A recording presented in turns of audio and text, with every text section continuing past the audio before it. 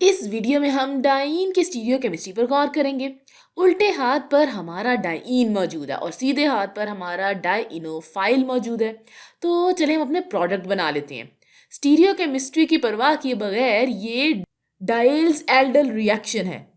तो हम जानते हैं कि dials Elder reaction 6 pi electrons की मुश्तरका हरकत पर मबनी होता है। तो अगर ये पाई इलेक्ट्रॉन्स यहाँ इस बॉन्ड से पहले हरकत करते हैं तो फिर इन दोनों कार्बन के दरमियान बॉन्ड बन जाएगा।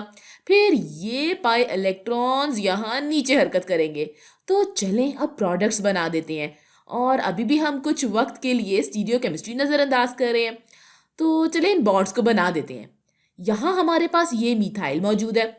फिर हम इस एस्टर को छोटा करके यहाँ CO2Me लिख देंगे। एस्टर की एब्रीविएशन है ये CO2Me। तो ये रहा नीचे CO2Me। इस एल्काइन को डाइइनोफाइल के तौर पर चुनने की वजह ये है कि हमें इन दोनों कार्बन की स्टीरियोकेमिस्ट्री के बारे में फिक्र करने की ज़रूरत नहीं। ये हमारे डाइईन से आए हैं और हमें इनकी स्टीरियोकेमिस्ट्री के बारे में फिक्र करने की ज़रूरत नहीं है। तो चलें अब डाइईन के स्ट्रक्चर को तफसील से देखते हैं। तो ये एक ट्रांस ट्रांस डाइईन है। तो ये डबल बॉन्ड ट्रांस है और ये भी ट्रांस है। चलिए अब अंदर के सब्स्टिट्यूएंट्स पर पहले गौर करते हैं। तो ये दो हाइड्रोजन है और चले इन्हें तस्वीर में देखते हैं। ये दो हाइड्रोजन अंदर मौजूद हैं और हम इन दोनों कार्बन और इन दोनों कार्बन के दरमियान बॉन्ड बनाएंगे। तो गौर करें कि इन हाइड्रोजन के साथ क्या होगा। उल्टे हाथ पर ये हाइड्रोजन sp2 हाइब्रिडाइज्ड कार्बन पर मौजूद है। तो ये कार्बन sp2 हाइब्रिडाइज्ड है और ये कार्बन भी। लेकिन सीधे हाथ पर गौर करें कि ये दोनों कार्बन अब sp3 हाइब्रिडाइज्ड है। तो ये दोनों हाइड्रोजन ये अंदर वाले सब्स्टिट्यूएंट्स प्रोडक्ट में ऊपर जाएंगे। तो अगर हम अपनी रिंग को नीचे से इस सिमत में देखें तो ये दोनों हाइड्रोजन खला में हमारी तरफ बाहर आ रहे होंगे। तो चलिए इसे बना देते हैं। तो हमारे पास हमारी रिंग में मौजूद है और हम यहाँ पर डबल बॉन्ड बना देंगे और फिर हमारे पास एस्टर्स मौजूद हैं। तो मैं इन्हें भी यहाँ बना देती हूँ। तो ये रहा CO2Me और CO2Me। अब यहाँ पर ये वाले हाइड्रोजन खला में हमारी तरफ बाहर आते हुए बना देते हैं। तो ये दोनों कार्बन जिसे मैंने लाल रंग से वाजे किया है ये वाले दो कार्बन हैं। तो अब हमारे पास इन दोनों कार्बन पर मौजूद हाइड्रोजन बाहर हमारी तरफ आते हुए होने चाहिए, है ना। तो ये रहा एक हाइड्रोजन जो कि वेज की शक्ल में हमारी तरफ बाहर आ रहा है और फिर एक ये हाइड्रोजन जो कि वेज की शक्ल में हमारी तरफ बाहर आ रहा है। चलिए अब बाहर वाले या जिन्हें हम अंग्रेजी में आउटसाइड सब्स्टिट्यूएंट्स कहते हैं उनको देखते हैं। अब मैं नीला रंग इस्तेमाल करूंगी। तो ये दोनों नीले वाले बाहर वाले सब्स्टिट्यूएंट्स हैं। ये बाहर की तरफ मौजूद हैं। तो यहाँ हमारे पास दो मिथाइल ग्रुप्स हैं जो कि बाहर है और जिसे मैंने यहाँ इस मॉडल सेट में पीले रंग से जाहिर किया है। तो ये रहे दोनों मिथाइल ग्रुप्स और जब ये दोनों कार्बन sp2 हाइब्रिडाइज से sp3 हाइब्रिडाइज में तब्दील हो जाएंगे तो अब इन दोनों मिथाइल ग्रुप्स में क्या तब्दीली आएगी। अगर अंदर वाले सब्स्टिट्यूएंट्स ऊपर जाएंगे तो नीचे वाले सब्स्टिट्यूएंट्स नीचे जाएंगे। तो ये मिथाइल ग्रुप्स हैं जो कि खला में नीचे जाएंगे। अगर हम अपनी रिंग को नीचे देखें तो यहाँ पर ये दोनों मिथाइल ग्रुप्स खला में हमसे दूर जा रहे होंगे। इसलिए चले हम इन्हें डैश की सूरत में यहाँ बना देते हैं। तो ये मिथाइल ग्रुप हमसे दूर जा रहा है और ये मिथाइल ग्रुप भी। अब इस अगले सवाल में हमारे पास वही डाइइनोफाइल है लेकिन मुख्तलिफ डाइईन है। ये साइक्लोपेंटाडाइन है। आप देख सकते हैं कि ये दोनों डबल बॉन्ड सिस हैं। फिर डायल्स एल्डल रिएक्शन के लिए हम 6 पाई इलेक्ट्रॉन्स की हरकत करवाएंगे। ये वाले पाई इलेक्ट्रॉन्स इन दोनों कार्बन के दरमियान बॉन्ड बनाने के लिए यहाँ पर हरकत करेंगे और फिर ये वाले पाई इलेक्ट्रॉन्स बॉन्ड बनाने के लिए यहाँ पर आ जाएंगे। अब जब हम अपनी प्रोडक्ट बनाएंगे तो पहले हम यहाँ ये वाली रिंग बनाएंगे। अब चले इन इलेक्ट्रॉन्स को नुमाया कर देते हैं।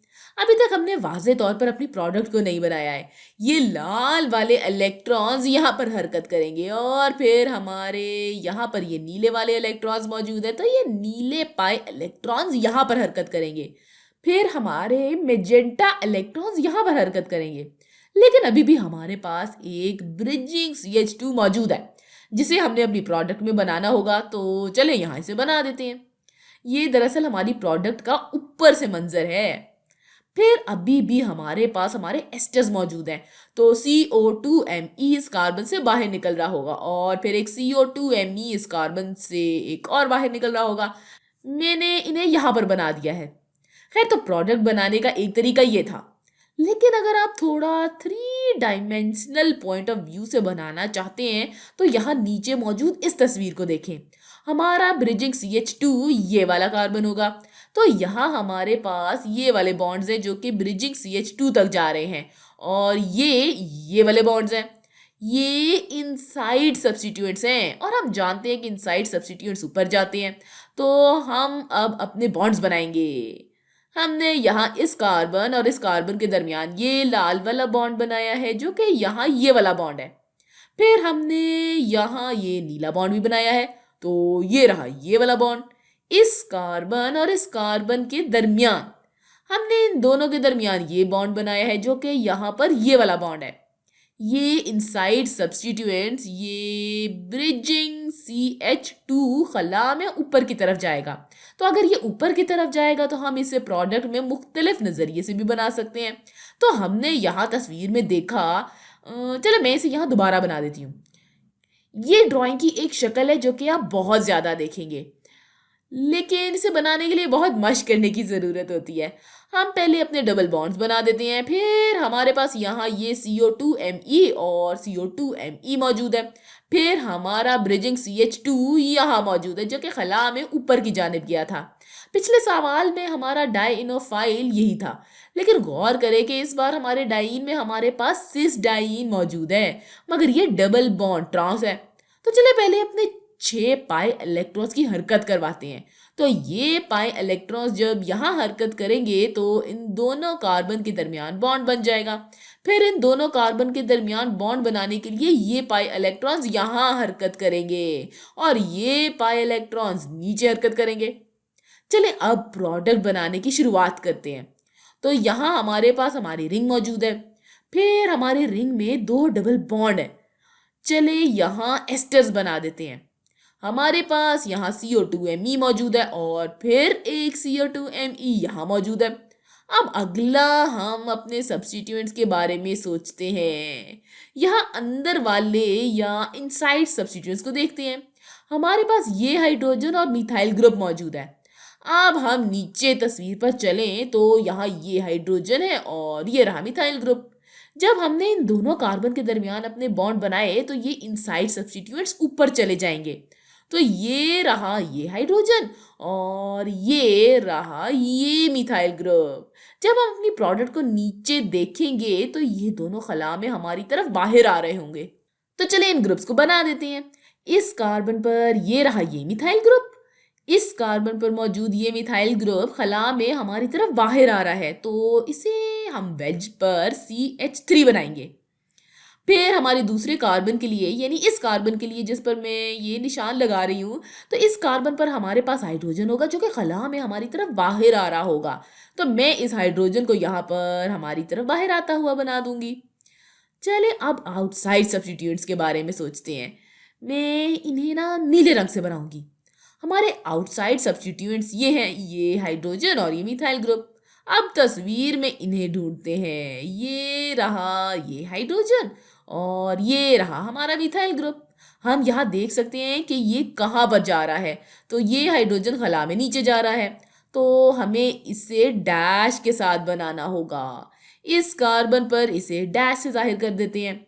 आउटसाइड सब्स्टिट्यूएंट्स या बाहर वाले सब्स्टिट्यूएंट्स नीचे जाएंगे और यहाँ मौजूद ये मिथाइल ग्रुप ये यहाँ पर जाएगा। ये हाइड्रोजन की निस्बत से नीचे है, तो इसे बना देते हैं। फिर अपने मिथाइल ग्रुप को बना देते हैं। इस कार्बन पर नीचे ये रहा हमारा CH3। अब ये बताएं कि अगर आप अपने डाइन को यहाँ पर ले जाएं और इसे मुख्तलिफ नुक्ता नज़र से देखें तो फिर क्या होगा। तो ये वही पहले वाला डाइन है। इसे हमने बस मुख्तलिफ नुक्ता नज़र से देखना है। तो हमने अपने 6 पाई इलेक्ट्रॉन्स को हरकत करवाई है।